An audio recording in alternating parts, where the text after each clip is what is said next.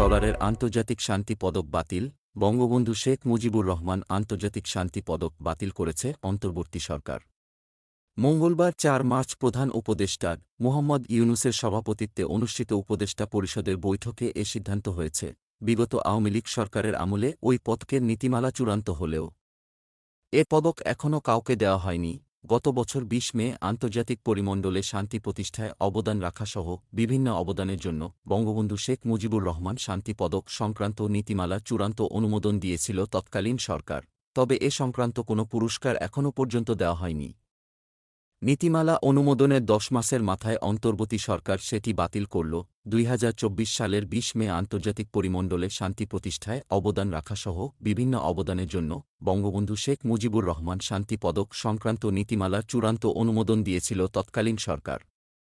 নীতিমালা অনুযায়ী প্রতি ২ বছর পর পর একজন ব্যক্তিকে এ পুরস্কার দেওয়ার পরিকল্পনা ছিল আওয়ামী লীগ সরকারের। পদকের জন্য মনোনীত ব্যক্তি বা প্রতিষ্ঠানের জন্য নির্ধারণ করা হয়েছিল $১,০০,০০০ এবং ৫০ গ্রাম ওজনের ১৮ ক্যারেটের স্বর্ণপদক ও সনদ। পৃথিবীর যে কোনো স্থানে শান্তি প্রতিষ্ঠা, ক্ষুধা ও দারিদ্র্য থেকে মুক্তি, যুদ্ধবন্ধ ও বিরতিতে অবদান রেখেছেন এমন ব্যক্তি বা প্রতিষ্ঠানকে মনোনয়ন দেওয়ার কথা বলা হয়েছিল নীতিমালায়। Desk report, BE news, Dhaka.